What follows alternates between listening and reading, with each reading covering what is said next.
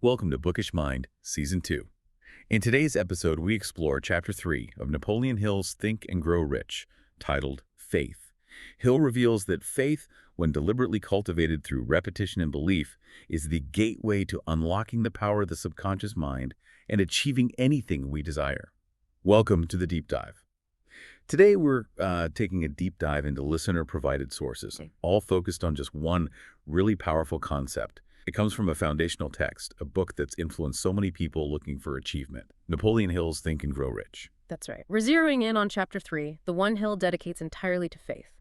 Now, based on the material we've got, our mission today is to really, peel back the layers. We want to understand exactly what Hill means by faith, because it's definitely not just passive belief in his view. Right. We need to explore how he claims it actually works, like what's the mechanism for achieving things. And maybe most practically for you listening, how he insists faith can be deliberately, intentionally developed and applied in your own life.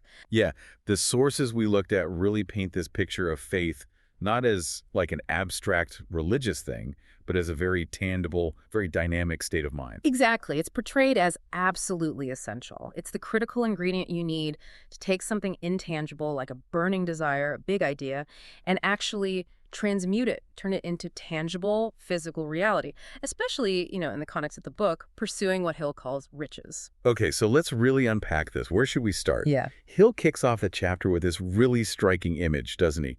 He calls faith the head chemist of the mind. What's he getting at with that metaphor? It's a powerful one, isn't it? Chemist makes you think of mixing things, reactions, transformations, and Hill uses that. He describes faith as the crucial element, this specific chemical that when you introduce it and blend it properly with the vibration of your thought, Okay. it makes that thought immediately recognizable. It can be picked up by the subconscious mind. And once the subconscious gets it, Hill says, it can translate that thought vibration into what he calls its spiritual equivalent. Spiritual equivalent. Okay. Yeah. And then only in that spiritual form can it supposedly be transmitted to what he calls infinite intelligence. So faith is like the essential catalyst in this whole almost alchemical process. Alchemy, yeah. Turning thought into physical stuff, or money in the book's context. Exactly. It makes the thought processable by these higher powers, according to Hill. It gives it the right form, the right energy. That's fascinating. So it's not just believing in something, it's faith doing something to your thoughts, Yeah. an active agent. Precisely. And he doesn't stop there. He highlights specific emotions that are particularly potent, almost like booster chemicals, when you blend them with thought and faith. Right. I remember reading that. Which emotions does he single out? He's very specific. He names faith itself, love, and sex as the three most powerful of all the major positive emotions known to us. Faith, love, and sex. Yeah. And when these three specific emotions are blended together and then mixed with a thought vibration, they create this unique effect. They basically color the thought vibration. Color it. Yeah, they give it such intensity, such vitality, and a specific quality that it can reach the subconscious mind instantly. Instantly. Okay, that's key. That instant access is crucial in his model. And it's only in this highly charged, sort of spiritualized state, achieved through this particular blend, that the thought vibration gets transmuted into that spiritual equivalent. And that's the form that infinite intelligence responds to. That's what Hill claims. He says it's the only form that can induce a response from infinite intelligence, especially if you're, say, praying or consciously directing your will towards that higher source for help or manifestation. That combination is, it's intriguing. Faith and love feel kind of psychic or spiritual, maybe. Yeah. But sex is described as purely biological in the source. It is. So how does the blend of these three create this direct line? Well, Hill explains it's the very act of mixing or blending these three specific powerful emotions together that has this profound effect. It opens up a direct channel, a connection between our finite thinking mind, our conscious desires, our plans, the thoughts we generate, and this concept of infinite intelligence. It's not just the thought itself, the raw idea. It's adding that intense emotional charge, especially from this specific blend of faith, love, and sex, that elevates the thought. It gives it the power, the direction, the focus, maybe the right resonant frequency, you could say, to connect effectively with that higher cosmic source. It basically moves the thought beyond just mental activity into this powerful energetic vibration that's capable of spiritual translation. Okay, so faith is clearly fundamental. It works with the subconscious, connects to infinite intelligence. But this raises a big question for a lot of people, right? What if you just don't feel like you have enough faith, or maybe any faith at all, especially about something specific like getting wealthy. Yeah, that's a very common stumbling block. But Hill doesn't just leave you hanging there. He says explicitly, faith isn't just a gift. It's not something you're just born with. He says it's a state of mind you can induce. You can create it. That's right. He's very insistent on that. So how does someone actually go about building something that feels so intangible like faith? How do you build it from scratch or just strengthen the little bit you might feel you have? Okay, this is exactly where the principle of autosuggestion becomes absolutely central, paramount, really, in Hill's whole system. Autosuggestion. Okay, he makes a very direct, very unambiguous statement. Faith is a state of mind, yes, but crucially, the state of mind can be created or induced intentionally. Intentionally. Yes. And the specific method he gives is through affirmation or repeated instructions to the subconscious mind through the principle of autosuggestion. So it's not presented as some passive virtue you just wait around to feel. Yeah. It's an active, deliberate process. It's mental construction. It's a skill you actually develop. That's a really critical distinction. It suggests a level of control over our own deep beliefs and internal states that kind of goes against the idea that faith is purely mystical or just given to you. It's something you actively build. You cultivate it through your own actions, your own mental work. Exactly. And Hill is pretty blunt about the mechanism. He states, quite emphatically actually, that the only known method for voluntarily developing the emotion of faith is through the repetition of affirmation or specific orders directed towards your subconscious mind. This principle, applied diligently through autosuggestion, is presented as the tool we have. The deliberate tool to bypass conscious doubt, bypass skepticism, bypass that ingrained lack of belief, and instead directly impress upon the subconscious the desired state, the state of faith, the state of expectation. And to really drive this home, this power of repetition shaping our insides, he uses that really strong analogy, almost jarring, comparing developing faith to how someone becomes a criminal. It is stark, isn't it? But it's incredibly effective because it focuses purely on the mechanism. Just the mechanism of repetition and exposure? Right. Showing its power to fundamentally change a person's state and actions. He quotes this criminologist who described a process. People first encounter crime, they're repulsed by it, they hate it. But if they stay exposed long enough, they get used to it. They just endure it being around. Then, if the contact goes on even longer, they eventually tolerate it, then maybe embrace it, and finally become deeply influenced and shaped by it, often joining in themselves. Okay, so the parallel he's drawing for developing faith is what? That the underlying process is the same. That the underlying mechanism is identical. Any impulse of thought, and this is crucial, any impulse, regardless of its nature, good, bad, desired, feared, if it's repeatedly, consistently passed on to the subconscious mind, that mind will eventually accept it. And not just accept it passively, but act upon it. It acts on it. The subconscious then proceeds to translate that repeatedly impressed impulse into its physical equivalent. It uses whatever practical means are available to make it happen. The key takeaway is just that repetition works. Mental impression works. The subconscious responds to consistent input, no matter the content of that input. It's like a neutral processing engine. This connects back to what he said earlier about emotionalized thoughts, but adds this layer of impartiality. It doesn't care if the thought is good or bad. Yes, exactly. He strongly reiterates this point. He highlights again, all thoughts which have been emotionalized, meaning given feeling, charged with an emotion, and mixed with faith, according to his principle, begin immediately to translate themselves into their physical equivalent or counterpart. Immediately. The emotions are vital. They're the feeling part we attach to thoughts that give them vitality, life, energy, drive them towards action and manifestation. And while he says faith, love, and sex are uniquely powerful for that spiritual connection, the fundamental principle is that any positive emotion, or crucially, any negative emotion, can reach and influence the subconscious just as effectively. And that brings us to that really critical distinction Hill makes. It's quite sobering, actually. The subconscious mind isn't some kind of wise filter that only lets in the good thoughts. Precisely. The source material is crystal clear on this. No ambiguity.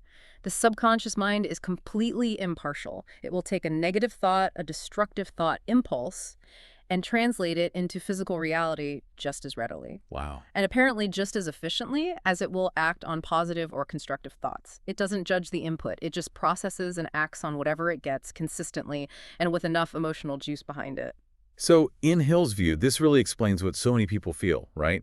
That feeling of misfortune, persistent bad luck, feeling like they're just doomed somehow. Yes, according to his philosophy in this chapter, millions of people sincerely believe they're doomed to poverty or failure. They often blame some external force, fate, karma, just bad luck. Yeah. But Hill argues, based on these very principles, the impartial subconscious, the power of dominant thought, that they are actually the unconscious creators of their own misfortunes. How? Through their own beliefs. Through the pervasive negative belief they hold about themselves and their chances, this negative belief, often emotionalized by fear or resignation, gets picked up by their subconscious. And the subconscious, operating without judgment, just diligently translates that negative belief into its physical reality. It creates the very poverty and failure they believe they're doomed to experience. So just like you can deliberately build faith and confidence through positive repetition, you can, often without realizing it, build these deep negative beliefs just by constantly dwelling on fears, doubts, limitations. Yes, exactly. The parallel Hill draws. Same mechanism, different results based on the input. So therefore, Hill suggests very practically that you have the power to benefit immensely by deliberately passing on your desired outcome, your specific desire, to your subconscious mind. But the absolute key, the determining factor for whether the subconscious acts effectively, is doing this in a state of active expectancy, or even better, a state of absolute belief that it will happen. Your belief, your faith in the outcome you're demanding, that's the critical element. That dictates the subconscious mind's action. And he uses that word that sounds a bit strategic, talking about deceiving the subconscious. What does he mean by that? Using deceit. It is a provocative term, isn't it? Deceiving the subconscious. Yeah. And he uses his experience with his son as an example of this kind of auto-suggestion. But what he really means is essentially acting mentally, maybe even physically, as if you are already in full possession of the thing you want. Acting as if. Yeah. The material thing, the position, the state you're demanding your subconscious to create by consciously carrying yourself, holding the mental image, generating the feeling as if you've already achieved it. You make this deceit, this act of believing something, not yet physically more realistic, more potent for the subconscious.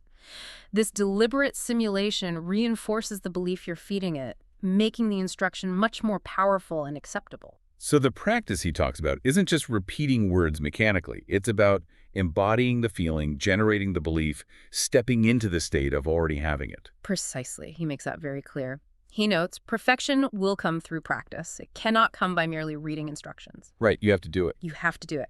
Practice getting into that state of belief, that expectancy. He brings back the criminal analogy again, underlining that if it's known that association and repetition can literally turn someone into a criminal, then it's equally true. You can develop faith by voluntarily suggesting to your subconscious that you have faith, that you believe, you're confident, you're successful. The core idea is the mind takes on the nature of its dominant influences. Whatever you feed it consistently. Exactly. So Hill stresses it's absolutely essential to deliberately, consciously encourage the positive emotions, faith, love, hope, persistence, courage, make them the dominating forces in your mind. And at the same time, actively discourage, eliminate, starve the negative ones. Fear, doubt, hatred, jealousy. A mind consciously dominated by positive emotions becomes fertile ground, a favorable environment for faith to just flourish naturally. And a mind in that state, according to Hill, can then consciously give the subconscious instructions it will accept and act on immediately, powerfully. Hill talks about faith with such reverence, almost mystical. He calls it the eternal elixir. What powers does he actually attribute to it? Why is it so important in his system? He lists several really powerful transformative attributes linked directly to faith. It's the eternal elixir because it gives life, power, action to thought impulses that would otherwise be just inert ideas. Okay. He says it's the absolute starting point of all accumulation of riches, implying without it, nothing material gets built. The starting point. Yes. He calls it the basis of all miracles, saying things beyond science are rooted in faith. It's the only known antidote for failure, suggesting faith is the one thing that reverses or prevents defeat. Wow. Only antidote. That's his claim. Plus, he says it's the essential element, the chemical, which, when mixed with prayer, gives you direct communication with infinite intelligence. Uh-huh. Faith also transforms the ordinary vibration of thought from our finite mind into that crucial spiritual equivalent, the only form, he says, that interacts with higher forces. And finally, he claims faith is the only agency through which the cosmic force of infinite intelligence can be harnessed and directed for our benefit. That is quite a list of capabilities for just one state of mind. It makes faith sound like a fundamental force of nature. And he claims every single one of those statements can be proven. Yes, he's quite insistent. He says the proof isn't hidden or complex, it's simple. Anyone can demonstrate it by applying the principle. And the proof is autosuggestion again. It all comes back to that. The proof, he maintains, is all wrapped up in the very mechanism we've been discussing, the principle of autosuggestion. He brings it right back to that core, actionable method. So the way to access these almost cosmic powers is, again, self-suggestion and repetition. Exactly. He highlights what he sees as a fundamental, observable fact about us. You eventually come to believe deeply whatever you repeat to yourself consistently. Doesn't matter if it was true or false when you started. If you repeat a lie over and over, especially with feeling, you'll eventually accept it as truth. You'll believe it deep down. He connects this tendency directly to our power to shape our own reality. Meaning our dominant thoughts literally shape who we are and what we experience. Precisely. He states every person is what they are because of the dominating thoughts they habitually allow in their mind. And critically, thoughts you deliberately place there, encourage, sympathize with, and mix with emotion, these become the powerful motivating forces controlling everything you do. Your actions, your deeds. They become your internal operating system. That's a great way to put it. They dictate your actions and reactions. And this is where he introduces that other fascinating concept, adding another layer, the idea that thoughts mixed with emotion become magnetic. Magnetic forces. Okay, tell me more about that. It's a compelling idea, maybe a bit more metaphysical, though he presents it as natural law. Yeah. He says thoughts mixed with any feeling or emotion essentially become magnetic. Right. And this force isn't passive. It actively seeks out and attracts, from what he calls the vibrations of the ether, other similar or related thoughts and influences. The ether, like a cosmic field. Yeah, he describes it as this vast cosmic mass or field containing eternal forces, vibrations. And importantly, it contains both destructive vibrations, fear, poverty, disease, failure, and constructive vibrations, prosperity, health, success, happiness. So it sounds like you're tuning your mind, like a radio, to a specific frequency in this cosmic field. That's a very good analogy based on his description. The human mind, according to this, is constantly acting like a receiver and transmitter. It automatically attracts vibrations that harmonize with whatever dominates that mind. Whatever you're focused on. Right. So a clear thought, a specific idea, a plan, a purpose held firmly in your mind and emotionalized with faith and desire, it acts like a powerful magnet. It attracts a host of its relatives, he says. Relatives. Related ideas, resources, helpful people, opportunities, all from the ether. These attracted vibrations add to the original thought's force, making it grow stronger until it becomes the single, dominating, motivating master of the person who consistently housed and nurtured it. So if you're constantly thinking about fear and lack, you're basically tuning into and attracting more fear and lack from this ether. According to this principle, precisely, your dominant mental state sets your frequency. Conversely, if your mind is dominated by a clear purpose, a specific desire, emotionalized with faith, courage, positive expectation, it actively attracts thoughts, ideas, inspirations, people, influences that harmonize with prosperity, success, achieving your aim. So how, with all the random negative stuff flying around us every day, how do you intentionally plant and nurture that initial seed of a positive dominating thought? Make sure it grows into the master influence. That brings us right back to the most practical instruction Hill gives: repetition and conscious direction. This is exactly why he keeps telling the reader, write out your major purpose, your definite chief aim. Write it down. Yes. Then, crucial steps. Commit it to memory, then repeat it aloud, preferably in audible words, with feeling, with belief, day after day, night after night. Why loud? The goal is for those vibrations the sound of your own voice, carrying the emotional weight of your desire and growing faith to bypass the conscious critical mind and get deeply registered by your subconscious. We are constantly influenced by random thought vibrations from our environment news, other people's fears, general negativity. That's why Hill stresses it's absolutely vital to deliberately choose and repeat the thoughts you want to dominate. You have to actively counter the passive negative inputs and purposefully seed your mind with your desired outcomes. Speaking of deliberate application, Hill flags a key weakness he thinks holds so many people back. Yeah. Lack of self-confidence. Can this cultivated faith really help with something so deep-seated? Absolutely. He identifies lack of self-confidence as a huge handicap, but states directly it can be surmounted, overcome. He says timidity can be translated into its opposite, courage, primarily through focused application of autosuggestion. Autosuggestion again. Yes. He thinks overcoming this is so vital, he actually provides a concrete tool, a specific self-confidence formula. Okay, a formula. Let's walk through that. What are the key parts? How's it supposed to build confidence? It's presented as a 5-point written statement. The idea is you write it down yourself, memorize it, and then critically repeat it aloud once a day. Aloud again. Yes, and with full faith and belief that it will gradually influence your subconscious. Let's break down the 5 points. 1. It starts with acknowledging your inherent ability to achieve your specific, definite purpose. Based on that belief in yourself, it immediately demands persistent, continuous action towards that purpose and includes a promise to yourself to do that action. It links belief to commitment. Okay, belief plus action. 2. This one's based on the idea that your dominating thoughts become reality. So it dictates you will concentrate your thoughts for 30 minutes daily, specifically visualizing yourself as the person you intend to become, really creating that mental picture. Visualization. Got it. 3. This leverages autosuggestion directly. It states that any persistent desire seeks practical expression. Therefore, it dictates you will devote 10 minutes daily specifically to demanding of yourself the development of self-confidence. It's a direct command to your subconscious. Demanding it. Interesting. 4. This requires having that clearly written, definite chief aim. Then it commits you to never stopping, persisting relentlessly until you've developed enough self-confidence for its attainment. It ties confidence building directly to achieving your main goal. So confidence isn't the goal itself, but the means to the goal. In a way, yes, it's developed in service of the aim. And 5. This one's broader, bringing in ethics. It recognizes lasting wealth or influence needs truth and justice. So it commits you to only engaging in transactions that benefit everyone involved. Mutual benefit. Right. Success comes from attracting forces and cooperation by being willing to serve others first. And crucially, this point mandates eliminating negative emotions, hatred, envy, jealousy, selfishness, cynicism, by deliberately cultivating love for all humanity. Because negativity towards others hinders your own success. Wow. It concludes with a promise. You'll cause others to believe in you by first believing sincerely in them and believing in yourself. That is way more comprehensive than just saying, I am confident.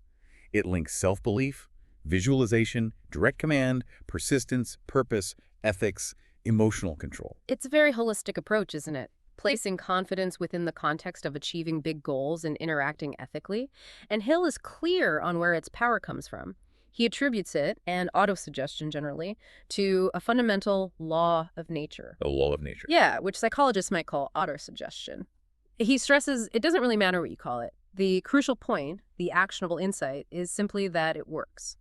And it works constructively if you consciously direct it that way. If you direct it constructively. Yeah. But he immediately follows that with a stark warning, it can just as easily work destructively. Yes, and just as readily, just as efficiently. He argues that people who fail, who end up in poverty and misery, often do so because of the negative application of this same powerful principle. How so?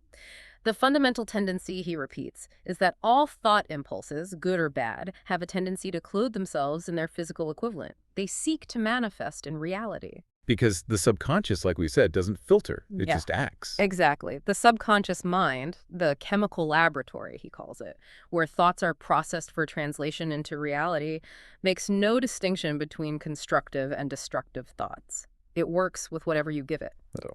So the subconscious will take a thought driven by fear or doubt or unbelief and translate it into its physical equivalent: failure, misery, illness, lack, just as easily, just as effectively as it translates thoughts driven by courage or faith into success and abundance. That's profoundly sobering. Especially thinking how common fear and doubt are for people. And he gives that tragic example to really hammer this home, right? The force of negative suggestion. He does. The story of Joseph Grant, the bank official. Hill says he committed mental suicide purely through negative suggestion focused by intense fear. Wow. He'd lost borrowed bank money gambling. When the bank examiner showed up facing ruin and disgrace, Grant was consumed by fear. He went to a hotel room, was found 3 days later just wailing over and over, "My God, this will kill me. I cannot stand the disgrace." Oh, wow. He died shortly after. The doctors reportedly called it mental suicide. Hill uses it as undeniable proof of how powerfully negative belief fueled by intense fear and shame can manifest physically, even causing death. So like electricity, autosuggestion is just a force. Its outcome depends entirely on how you direct it. Exactly. It's a neutral law of nature. If you fill your mind, consciously or not, with fear, doubt, unbelief, especially doubt in yourself, your goals, your connection to higher forces, the law of autosuggestion grabs onto that unbelief. It uses that unbelief as the blueprint, the pattern, and your subconscious diligently translates that unbelief into its physical equivalent. If you believe you'll fail, your subconscious works to make it real. Hill declares this is as true as the statement that 2 and 2 are 4. That's quite emphatic. It is, and he uses that simple, elegant analogy: wind and ships. The wind, autosuggestion, universal forces, is constant. It carries one ship east, another west. Its destination depends entirely on how the sailor sets the sails of thought. You're the sailor. You set the sails. The poem he includes right after that really drives this home, doesn't it? The one often quoted about mindset. Yes, it's a classic piece capturing this core idea perfectly. If you think you are beaten, you are. If you think you dare not, you don't. If you like to win but think you can't, it's almost a cinch you won't. It emphasizes victory or defeat starts not out there, but in your state of mind. You have to think high to rise. You've got to be sure of yourself before you can ever win a prize. And the ultimate conclusion, the line Hill clearly wants us to get: life's battles don't always go to the stronger or faster person. Sooner or later, the person who wins is the man who thinks he can. It's all about that cultivated belief. To show this principle working on a grand scale, beyond just personal confidence, Hill gives examples of people who demonstrated this power of faith to achieve huge things. Who does he highlight? He points to several famous figures. One compelling example is Abraham Lincoln. Hill notes Lincoln was seen as a failure in almost everything until well past 40. Really? Past 40? Yeah.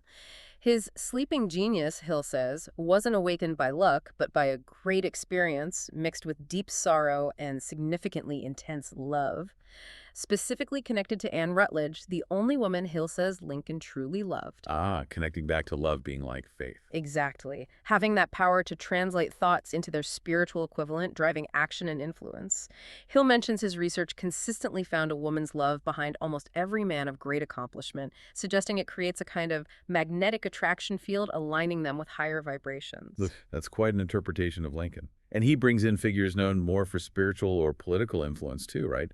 Suggesting the principles apply everywhere. Yes, he points to 2 figures who wielded immense influence without conventional power: the Nazarene, meaning Christ, and Mahatma Gandhi. Okay. Hill states Christianity's core basis is faith, regardless of misinterpretations or dogmas built around it. He asserts Christ's achievements, seen as miracles, were simply direct manifestations of faith's power. He claims true miracles, if they happen via humans, are produced only through that state of mind called F. Only through faith. And Gandhi. He achieved so much with apparently no money, no army. Hill presents Gandhi as one of the most astounding, undeniable examples in modern times of faith's possibilities. Gandhi had no money, no home, no conventional resources, yet commanded power rivaling empires. Hill argues he created that power purely from understanding and applying the principle of faith, but even more significantly, his power came from his ability to transplant that faith, that belief in a common cause, into the minds of 200 million people. 200 million? Why? Causing them to coalesce and move in unison as a single mind. Hill asks, what other force on earth could do that? He sees Gandhi's ability to unify and motivate masses through shared belief as unquestionable proof of faith's monumental power. Building on these examples, Hill then shifts to how faith applies specifically to business, to accumulating riches, using that dramatic story, the formation of U.S. Steel. Yes, he includes this story explicitly as a perfect illustration. Maybe the ultimate business example of how a desire, an idea, can be transmuted into its physical, financial equivalent. Okay. He prefaces it suggesting it shows industrialists getting rich by giving before they try to get, but the story itself really focuses more on the brilliance of an idea, the unwavering faith behind it, and the execution, the action and negotiation. And the central figure here is Charles M. Schwab. Yes, Schwab is the protagonist of this case study. The story of U.S. Steel starts entirely as an idea in Schwab's mind, created through his imagination. Then, crucially, the Hill principle. He mixed faith with his idea. Believed in it intensely. Unwaveringly. Then he formulated a clear plan, put it into action decisively, especially with that famous speech, followed through with persistence and decision, fueled by burning desire until the whole massive thing was done. It illustrates all those core principles: desire, faith, imagination, plan, decision, persistence. That dinner at the University Club anecdote is so vivid in the source. It paints this high-stakes picture. It does. John Lowell's account captures it. 80 financial nobility, including J.P. Morgan himself, gathered to honor Schwab. They expected maybe polite remarks from this younger guy, Carnegie's man Friday, not really seen as their peer. But he gave this 90-minute speech that just blew them away. Exactly. Despite being described as homely, maybe ungrammatical, the speech had galvanic force.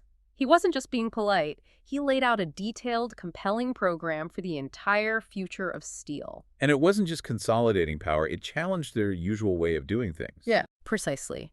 He contrasted their customary piracy monopolies, raising prices, fat dividends from privilege, calling it short-sighted. His vision was the opposite. Cheapen the cost of steel through efficiency and scale. To expand the market. Yes, create an ever-expanding market, devise more uses, capture world trade, compete on cost and utility.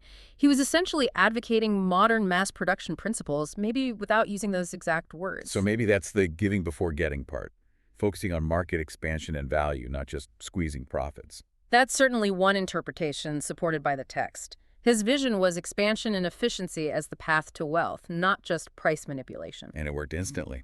Morgan was so impressed he talked with Schwab for another hour right after. Yes, it struck a chord. Morgan apparently wanted consolidation but saw Carnegie as the obstacle. Schwab's speech implying Carnegie could be brought in. The inference, not a pledge. Right. That provided the key Morgan needed. The negotiations sound like a play. Morgan pursuing Schwab, the meeting in Philly, Schwab showing up at Morgan's library. It does read like that. The all-night meeting with Morgan, Bacon, Gates. Schwab brings his handwritten figures detailing values to capacities. And they didn't even question his numbers. That's what the source says. His figures were accepted as fact. He dictated which companies were essential. His deep knowledge of the operational steel business, not just finance, gave him incredible authority in that room. But the biggest hurdle was still Carnegie himself, the independent little boss, suspicious of Wall Street. Indeed. Schwab had to persuade Carnegie, who was resolved never to deal with Morgan's group. That famous golf game in the snow became the setting. The golf game, right? Played in the cold, Schwab talking nonstop. Then the serious talk in Carnegie's cottage nearby. And Schwab succeeded by appealing to Carnegie's desire for retirement and philanthropy. Yes, using that same mix of industry knowledge, vision, and persuasion, he poured out the glittering promises, comfort, millions for social projects. Carnegie capitulated, wrote a figure on a slip of paper. And the price was enormous. Around $400 million. Based on Schwab's estimate, plus an increase for recent growth. The anecdote about Carnegie wishing he'd asked for $100 million more, and Morgan saying he'd have paid it. It just shows the scale. Result: U.S. Steel formed, the syndicate made millions, Schwab became president. An astounding achievement, Hill calls it. He uses it as unquestionable evidence for his philosophy.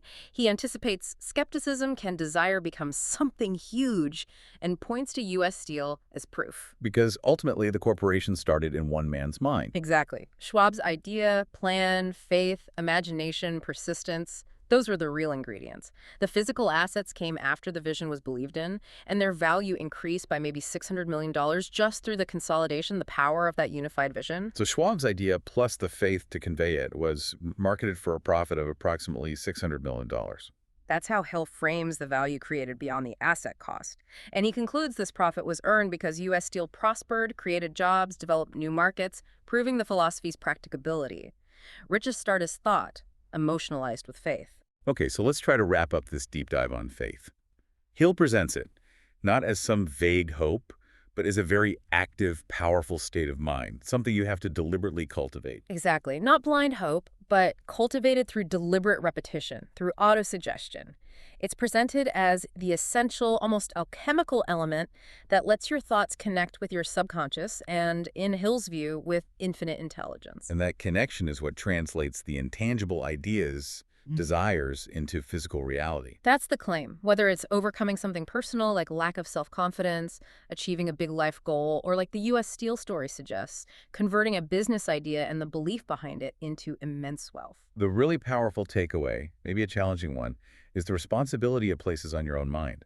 Understanding the subconscious is impartial. Right. It's a tireless engine. It works with whatever material you feed it, positive or negative, desire or fear. It suggests the power to shape your reality is really in your hands, based on what you choose to believe, what thoughts you let dominate, what emotions you attach. It really makes you stop and think about your own internal narrative, doesn't it? The stories you tell yourself about what's possible, where you're focusing your belief and energy. Indeed. And maybe that raises an important question for you listening to reflect on after this.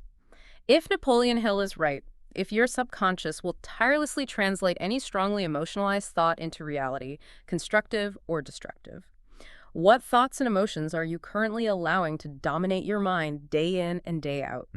Are they actually serving your definite chief aim? Or are they, maybe without you even realizing it, working tirelessly against the very things you truly desire?